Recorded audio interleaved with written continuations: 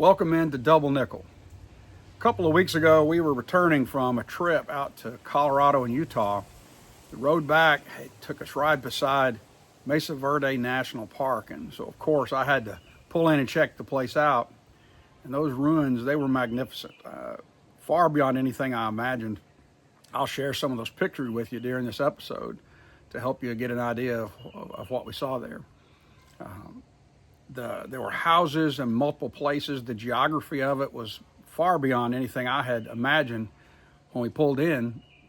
I kind of had envisioned this singular place, but it's actually a collection of multiple what they call houses, structures, many rooms in a lot of these houses across a pretty large geographic area that had pathways between. So it was a civilization, a small civilization that existed there centuries ago. And pretty impressive, the technology that they didn't have that we have today, and yet they were able to produce straight walls and structures that are beyond what you would picture in your mind, or at least it was for me. So I thought about those ancestral pueblos. They're gone now, but something from them remains. They've left behind something for us to see and marvel at today. And that idea made me wonder, what is it that we're going to leave behind? And as I think about it, there are kind of three groups of items that we'll leave behind when we leave this place.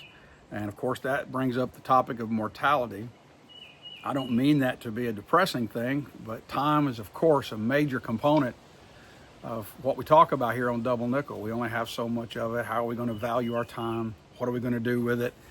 And this relates to that. As you think about the things that we'll one day leave to others when we're no longer in this world. And the first of those things that I thought about, you got some big items, like you leave behind your house, where it is that you live, and maybe it's possible that you have some land, some physical property somewhere that you own. You're going to leave that real estate behind as well. And there are memories in our homes and our houses that are specific to our families, and they have value, and they'll endure. But I don't know about you, we've moved a lot of times, and my son thinks about this place that we live now as probably mostly home to him, but we've lived in many houses, and the likelihood is we'll live somewhere else before it's over with. And structures are temporary, especially here in the United States, here in the West.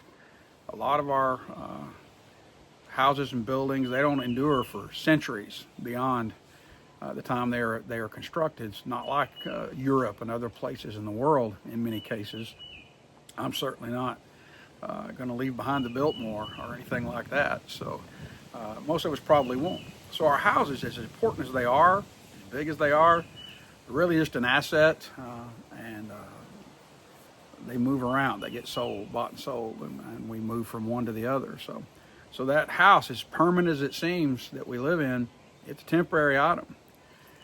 You think about the actual land, the dirt, it's a little more, it's obviously more permanent, but it's a little more connected to who we are, in that, like for the example, the farm I was raised on, it's probably now associated mostly with our family, because it's been in the family now for something over 40 years, approaching 50. So people refer to that area, that location, that acreage is probably relating to my family. But when we bought it, or we didn't buy it, my dad purchased the place. As I recall, it was talked about as the Pester place. And it's no longer known that way. Probably very few people would even know what you were referencing, even in that community, if you mentioned the Pester place. So even the physical land, the property that we live on and we own and that we are related to, because of maybe our raising, our time spent there, maybe we hunted on that land, we camped on it, or we had good times on that land, it will endure beyond us. But likelihood is, and certainly almost guaranteed, that over time it'll become associated with other people outside of our family. So even those things that seem most permanent, they really aren't. Then you think about things that are still significant but less permanent, like our vehicles. In some cases, the vehicle we pass down, maybe it's a collector item, so it has value in that sense. Often it's not. Maybe the people we leave our cars to will want to drive them for a while. But you know how that is. Sooner or later, it's time for a new car. And It's just another asset that gets bought or sold over time. So those are kind of the top level things that I thought of that are like the big ones that usually we leave behind after we pass on. And there are still some things that are physical, but not as large and significant, but maybe are more personal and maybe have more meaning. I think about photos, a photo album, maybe it's some coins or a coin collection. Perhaps it's a gun that someone owned and passed down to you, or a Bible, family Bible with information recorded in it. Those things are extremely valuable. It could be jewelry, a wedding ring, an engagement ring, some piece of jewelry that's very meaningful. Could certainly be like a family heirloom. And those things have deeper meaning in a lot of cases, even though they're not as significant from an asset standpoint as a house or land or a vehicle. In a lot of cases, they're really not valuable at all outside of their age or the memories that are associated with them. And so they're more permanent in a lot of ways. But even those items, over a few generations, began to lose continuity with who we are and our experience with those items.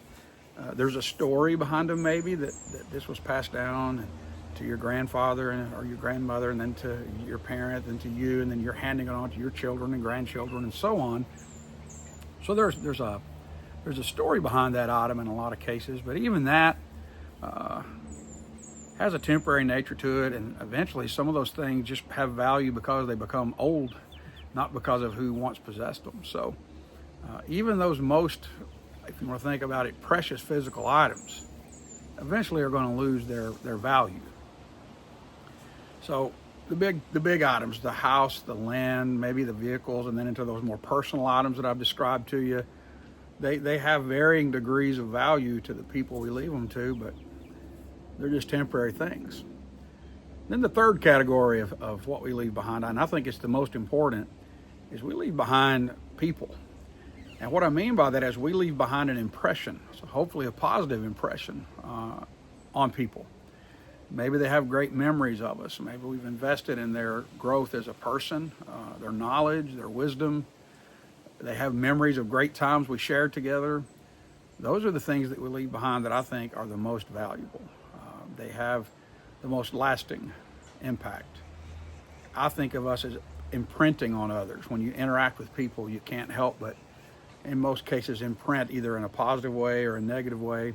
Obviously, there's some of those kind of surface level interactions where maybe it's a neutral, but I strive to make a positive impact on the people that I encounter and get to know.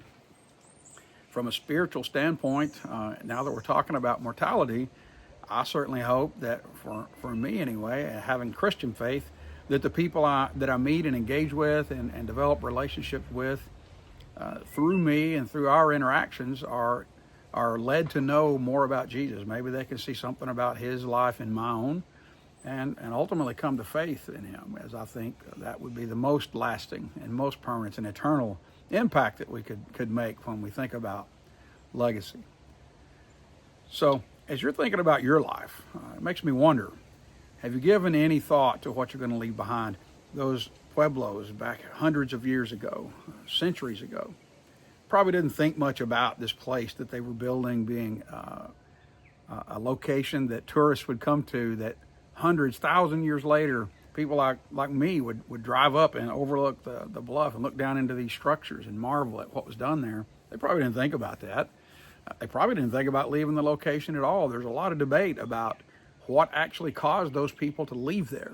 Maybe it was a severe drought that forced them, for food and resource reasons, to relocate. No one really knows for sure. A lot of speculation around that.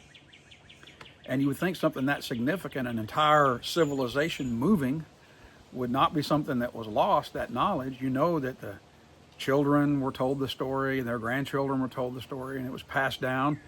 But somehow over time, even something as major as a small civilization relocating, the reason for it got lost. I think that's an illustration for us about those things that we consider important, that we're going to leave behind, this house or this farm, this property, this lot of land that we think is such a big deal. The money that will just get absorbed into all the other money and will get spent. Even the personal items that seem so significant to us, they certainly aren't without value, and there's nothing wrong with thinking about leaving those things behind. You should. You should make plans for your departure. It makes it easier on those who come after you to cope with your loss, for one thing, and to have clarity on what your wishes were. So that's great. But we shouldn't invest our ultimate hope, our meaning and our identity into those things, because they're material and they're temporary. And what's really going to last, what's going to endure beyond our lives and far, far into the future, and if you're like me and you believe in eternal existence forever, are the impact that we make on people. So be aware of your life and of the legacy you're going to leave behind. Maybe think about it in all those layers. You know, what am I going to do with the big stuff? What do I think about these more personal items that could maybe be considered family heirloom pieces? But really focus your attention on people and the memories you're going to leave behind with them, the imprint that you'll leave on them. Make it be positive. Hope that they look back on us with smiles and joy, and remember the good times that we shared together. Hope this has been valuable to you today. If it was, like the video maybe. If you want to hear more from Double Nickel, I'd invite you to subscribe and listen to future episodes that I'll put out there. Until next time, let's see where Double Nickel takes us.